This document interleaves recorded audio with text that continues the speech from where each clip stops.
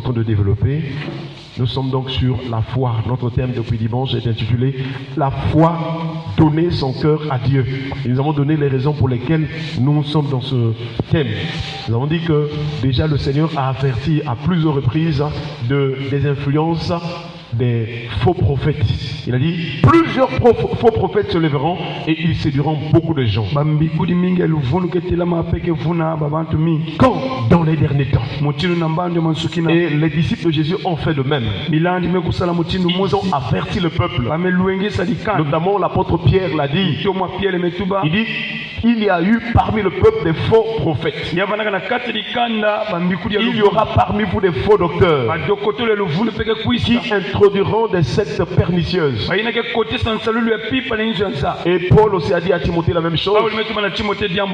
L'Esprit dit expressément que dans les derniers temps, quelques-uns abandonneront la foi pour s'attacher à des esprits séducteurs, à des doctrines des démons, par l'hypocrisie des faux docteurs. C'est pour ça qu'on dit qu'il faut maintenant faire attention à ce que tu suis comme prédication. Ce n'est pas l'éloquence ou la beauté du serviteur de Dieu qui vraiment donne la vie. Mais c'est le message. Est-ce qu'il prêche Christ? Est-ce que c'est le message est centré sur Jésus? Est-ce que c'est le vrai Jésus ou bien c'est un faux Jésus? Parce que l'esprit de séduction aussi veut parler de Jésus, mais ce n'est pas le vrai Jésus. C'est ce que Paul a dit aux Corinthiens. Dans 2 Corinthiens chapitre 11. À partir du verset 3 jusqu'au verset 4. Il dit toutefois de même que le serpent séduisit Ève par sa ruse. Je crains que vos pensées ne se corrompent et ne se détournent de la simplicité à l'égard de Christ. L'une des choses qui prouve qu'une église ou bien qu'un serviteur de Dieu est séduit, c'est déjà il ne faut plus les choses simplement comme Jésus l'a fait. Il manque de simplicité. L'orgueil a gagné les cœurs. Et beaucoup sont allés même loin. Vous dites que le Seigneur avait prêché, mais oui, il y a d'autres révélations qui sont venues. Quand vous voyez que les gens font des choses pour soi-disant plus que Jésus, alors c'est la séduction. Le verset 4 dit ceci. Car si quelqu'un vient vous prêcher un autre Jésus que celui que nous avons prêché, ou si vous recevez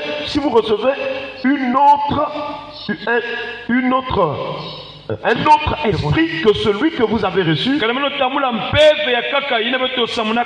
un autre évangile que celui que vous avez embrassé, vous le supportez fort bien. Donc nous voyons bien que quand il y a une fausse évangile, un faux évangile, excusez-moi, le faux évangile, la fausse doctrine, l'évangile c'est l'image aussi de l'enseignement. Quand il y a une fausse doctrine, un faux enseignement, ceux qui écoutent, même si l'église est bien organisée, même si l'église est bien construite, si c'est un faux enseignement, un faux évangile, pendant que la personne prêche, ceux qui écoutent reçoivent un faux esprit. Ils pensent recevoir Jésus-Christ, mais ce n'est pas Jésus, parce que ça pas l'esprit qui travaille dans ce faux évangile, c'est un mauvais esprit. Voilà pourquoi il faut être exigeant pour écouter et suivre ce que Christ a dit ou fait. Chers frères et sœurs, nous sommes en train de voir donc que faire par rapport aux fausses doctrines. Il faut garder la foi. La foi ici, c'est tourner son cœur à Dieu. Rester du côté de Dieu. Même si les nouvelles doctrines viennent, ça apporte les richesses, ça apporte le mariage, ça apporte les miracles. Nous ne devons pas suivre cela. Parce que derrière certains miracles, ce sont des démons qui sont cachés. Nous devons rester dans la sainte doctrine. Et nous croyons que la parole de Christ est la vérité. Elle ne vient pas seulement pour donner le mariage. Elle vient d'abord pour nous affranchir. Est-ce qu'on parle avec le Seigneur? La première des choses, c'est recevoir la liberté spirituelle. Là où l'âme était condamnée pour aller dans la perdition. Quand l'âme rencontre l'évangile de la vérité, alors cet évangile nous apporte l'affranchissement. Et aussi cet évangile nous apporte l'Esprit de Dieu. Dans Éphésiens chapitre 1 verset 13, on lui vous aussi, après avoir entendu la parole de la vérité, l'évangile de votre salut, en lui vous avez cru et vous avez été scellés du Saint-Esprit, lequel est un gage de notre héritage pour la rédemption de ce que Dieu s'est acquis pour célébrer sa gloire. Voilà les effets de l'évangile. Après avoir entendu la parole de la vérité, en lui vous avez cru. Lorsque vous écoutez la vraie parole, ça suscite la foi. Ça vous amène à croire en Jésus. Ça vous amène à obéir à Christ. Ça vous amène à se sanctifier. Ça vous amène à chercher à plaire à Jésus et pas aux hommes. Est-ce qu'on parle avec le Seigneur?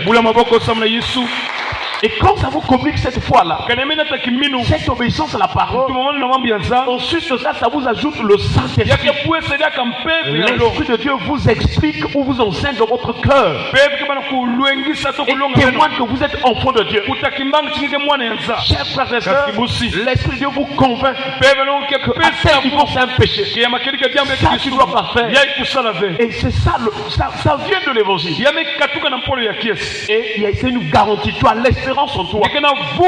Quand l'Esprit parle en toi, il te garantit que tu es sur la bonne voie. Et si Jésus revient, tu partiras. Tu seras compté parmi le reste des fidèles. Mais aujourd'hui, ces choses ont disparu. Dans les églises, ça a disparu. Les gens viennent pour perdre leur temps. C'est la distraction. On ne pense pas à Jésus. Du moins, on dit que non, Jésus. Mais c'est pour quelques minutes. Le reste des choses, c'est vraiment la distraction. La parole de la repentance n'est presque plus dans les églises. Tout le temps, on parle de grandeur. On parle du règne sur la terre. On parle des biens passagers. Mais si tu cherches les biens passagers, les trésors de la terre, ça passera. Toi aussi, tu passeras. Mais si tu cherches des choses spirituelles, chers frères et sœurs, tu demeureras éternel avec Dieu. Chers frères et sœurs, l'apôtre Jean dit, n'aimez pas le monde ni les choses qui sont dans le monde.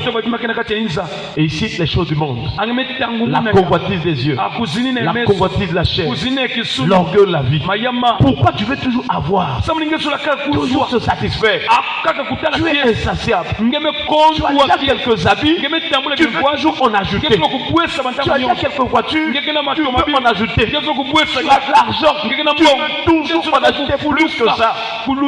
Avec Jésus, on vit avec le contentement. Oui, nous avons besoin d'abondance.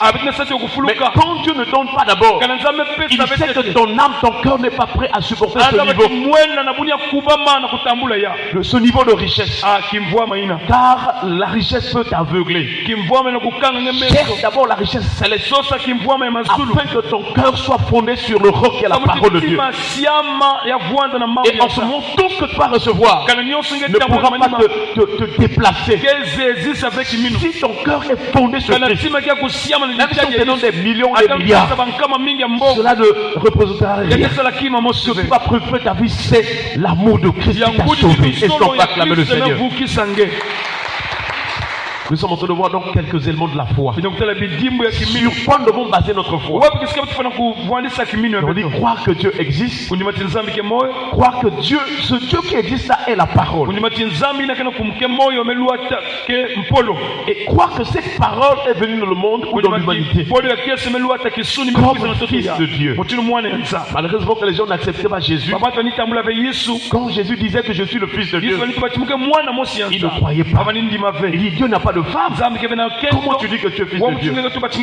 Dieu est esprit. Comment tu es fils de Dieu? Ils ne comprenaient pas la révélation de la parole. Donc si tu veux que Jésus habite en toi, si tu veux que le Père aussi demeure en toi, tu dois croire que Jésus est la parole. La parole est Dieu. Cette parole est venue dans la chair, est venue dans le monde, et cette parole est le Fils de Dieu. Croire aussi que la parole est dans le sein du Père. Croire que le Fils qui est la parole est la révélation du Père. C'est lui l'image de Dieu. On ne peut connaître la volonté de Dieu que par Jésus-Christ. Sixième élément ce matin, croire que le Fils, la parole, a la même nature divine, le même nom, les mêmes attributs que le Père. Est-ce qu'on peut acclamer le Seigneur?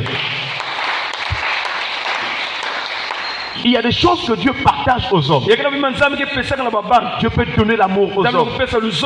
Il peut te donner la joie. Mais il y a des choses qui ne sont pas communicables aux hommes. Ça relève de Dieu seul. Par exemple, l'omniprésence. Dieu est présent partout. Ça relève de Dieu seul. Aucune créature, même Satan ne peut pas être omniprésent. Les démons ne peuvent pas être omniprésents. Il y a que Dieu. Pendant que nous y sommes, il est partout en même temps. Et le psalmiste a dit, Seigneur, où fuirai-je loin de ta face? Même si je prends les ailes pour aller aux extrémités de la terre, là, ta main me saisira. Dieu est partout. C'est un attribut incommunicable. C'est la même chose avec Jésus. Jésus a cette même nature. La Bible déclare que quand il était ressuscité, il a apparu à plusieurs personnes. À plus de 500 personnes. Pendant qu'on le voyait d'un côté. Pendant qu'on le voyait, qu'on le rencontrait, par exemple, quelque part, les autres aussi l'ont rencontré. C'est ce qui est arrivé aussi aux disciples d'Emmaüs. Les disciples qui étaient sur le chemin d'Emmaüs, ils disaient, c'est Jésus qui est venu, il nous faisait du bien, il nous guérissait, nous croyons que c'est lui qui devait consoler Israël. Mais voici qu'on l'a crucifié. Notre espérance va aller vraiment est perdue. Mais pendant qu'ils parlaient les deux, la Bible déclare que Jésus leur apparut. Et leurs yeux étaient empêchés de reconnaître que c'est Jésus. Est-ce qu'on peut acclamer le Seigneur? Jusqu'à ce qu'il a célébré la Sainte Seine, leurs yeux s'ouvrirent et dit, c'est le Seigneur, il est ressuscité. Est-ce qu'on peut acclamer le Seigneur? Chers frères et sœurs, Jésus a la même nature divine. Comme Dieu a tout ce qui est en Dieu comme Dieu, Jésus l'a. Dans Ésaïe chapitre 9 verset 5, nous connaissons ce passage. Il est écrit, car un enfant nous est né, un fils nous est donné. Voyez-vous, Ésaïe n'était pas le jour où Jésus devait naître. Mais comme c'est un prophète de Dieu, Dieu l'a emmené à vivre ce qui devait arriver. Et sans pas acclamer le Seigneur. Voilà l'exactitude. Le prophète Dieu l'emmène spirituellement comme dans le temps où la chose devait arriver. Et il commence à montrer aux hommes. Car il dit, je vois un enfant nous aider. Ça c'est d'abord la nature humaine de Jésus. Un fils nous est donné. Esaïe veut dire qu'il aura un jour, Dieu viendra vivre parmi les hommes, mais il naîtra comme tous les hommes. Voilà pourquoi on appelle Jésus le fils de l'homme, parce qu'il était né 100% homme. Mais dans sa nature humaine, il n'y avait pas de péché, parce que sa naissance est la naissance par la vertu du Saint-Esprit. Marie ne s'était pas accouplée avec Joseph. Donc Jésus était né sans péché. C'est le Père qui avait formé un corps pour Jésus. Et le Père a placé l'enfant dans le sein de Marie. Voilà pourquoi quand Marie avait posé la question à l'ange Gabriel, puisque je ne connais point d'homme, comment cela se fera-t-il? Comment est-ce que je tomberai enceinte? L'ange a dit à Marie, la puissance du Très-Haut te couvrira de son ombre. C'est pourquoi le saint enfant qui naîtra de toi sera appelé Fils de Dieu. Est-ce qu'on parle avec le Seigneur? L'autre appelle Jésus-Christ Fils de Dieu. Ça veut dire le Saint-Enfant. Ça veut dire une personne qui est née sans péché. L'auteur de l'Épître aux Hébreux dit il était séparé des pécheurs. Il n'avait pas de désir de femme. Il n'avait pas de désir de faire le rapport sexuel. Il n'en avait point. Parce qu'il était né sans péché. Chers frères et sœurs, mais en dehors de Jésus, tous les hommes qui sont nés dans ce monde et qui naîtront, ils naissent avec le péché. Même David qui était un homme selon le cœur de Dieu, il dit je suis né dans le péché, je suis né dans l'iniquité, ma mère m'a conçu dans le péché. Jésus est Dieu parce qu'il a la même nature que le Père. Et quand Ésaïe présente d'abord dit le Fils de Dieu, il donne maintenant les appellations. C'est dans les appellations qu'on peut savoir que Jésus est Dieu. Il dit la domination reposera sur son épaule. Il n'y a aucune chose qui a pu dominer Jésus. Tout lui était soumis. Même quand quelqu'un avait des milliers de démons dans son être, quand la personne rencontrait Jésus, les démons qui étaient en elle se prosternaient. Il disait qu'y a-t-il? Toi et moi, est-ce que tu es venu nous perdre avant le temps? Les démons ont compris que c'est Jésus qui a le pouvoir de juger pour conduire en enfer. Est-ce qu'on peut acclamer le Seigneur? On l'appellera admirable. Rien n'a résisté et rien ne résistera devant le nom de Jésus. Même quand il y avait la foule des malades, des infirmes, des gens qui étaient des estropiés, des malades en grand nombre. Quand ils rencontraient Jésus, personne ne repartait avec sa maladie. Tous étaient guéris. Parce que la puissance des ténèbres, l'empire du diable, reconnaissait que Jésus est Dieu. Est-ce qu'on peut acclamer le Seigneur? Si tu veux être guéri, tu veux être libéré dans tous les problèmes de ta vie, donne ton cœur à Jésus. Ouvre ton cœur à Jésus. Invite Jésus, laisse Jésus vivre en toi. Dis-lui, Seigneur, je te donne mon cœur. Je reconnais mes péchés. Mais moi je crois que tu étais mort à la croix pour mes péchés. Tu étais ressuscité pour me sauver, pour me justifier. On l'appellera admirable. Admirable, ça veut dire une personne qui mérite l'adoration. Or, nous savons dans la Bible, il y a une seule personne qui mérite l'adoration. C'est Dieu. Même lorsque Anne a témoigné, il dit mon cœur se réjouit en l'Éternel. Ma force a été relevée par l'Éternel. Ma bouche est ouverte contre mes ennemis. Car je me réjouis de ton secours. Au verset 3, il dit nul n'est saint comme l'Éternel. Il n'y a point d'autre Dieu que toi, notre Dieu. Tous ils savent de la Bible que personne n'est semblable à Dieu. Personne n'est semblable à Dieu. Et quand on dit on appellera l'enfant là admirable, celui qui mérite d'être adoré. C'est la même chose que l'auteur de l'Épître aux Hébreux a dit au verset 6 du chapitre 1. Il dit que quand Dieu présente le Fils, l'entrée du Fils dans le monde, il dit tous les anges l'adorent. On acclame le Seigneur. Satan c'était un peu d'ange, c'est un tiers d'ange qui l'avait adoré. Mais Jésus c'est tous les anges qui l'adorent. La gloire qui revient au Père revient aussi au Fils. Conseil, on l'appellera aussi conseiller. Un conseiller c'est celui qui adoucit les gens, qui console les gens par les paroles. Des gens qui ont des problèmes, des gens qui sont dans les malheurs, pour le conseiller parle. Le malheur est changé en bonheur. Jésus on l'appellera conseiller. Sa parole est puissante. Quand sa parole sort pour une personne, la personne est libérée. Voilà pourquoi quand il rencontrait des gens, il déclarait des paroles. Il dit que péché te sont pardonnés. La personne est guérie. Est-ce qu'on peut acclamer Jésus?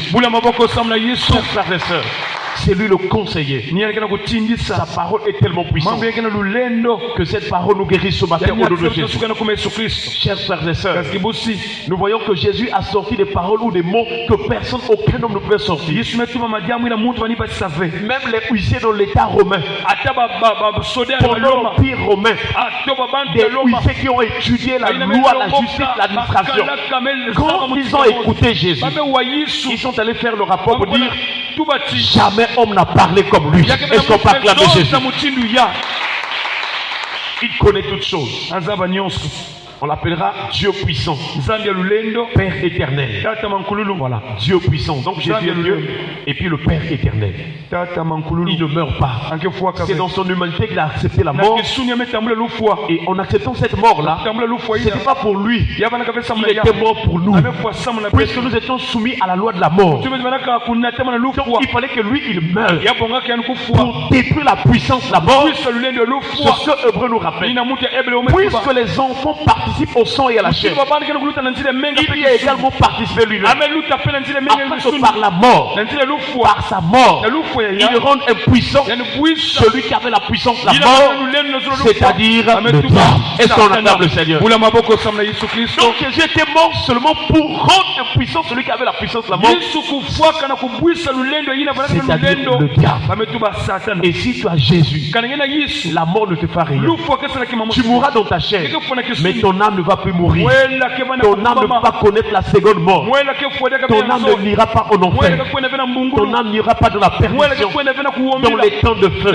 Si tu reçois Jésus, si tu gardes ses commandements, si tu marches comme il nous a demandé de marcher, alors tu seras dans les paradis. Chers frères et sœurs, il y a tellement de choses à dire dans la Bible sur la personne de Jésus, particulièrement dans sa divinité. La Bible déclare qu'il est le prince de paix. Oui, chers frères et sœurs, nous prions ce matin que Jésus te remplisse de paix, qui te libère. Il est le conseiller. Quand il libère la parole, ceux qui étaient dans les malheurs reçoivent le bonheur. Et c'est ce que le prophète Isaïe dit: l'Esprit du Seigneur l'Éternel est sur moi, car il m'a oint pour porter de bonnes nouvelles aux malheureux. Reçois la bonne nouvelle ce matin. Que le Seigneur change ta condition. Des malheurs que tu rentres dans le bonheur. Il a visité David. Il a visité beaucoup de gens. Et David témoigne. Il dit: oui, le bonheur et la grâce m'accompagneront. Pas un seul jour, tous les jours de ma vie.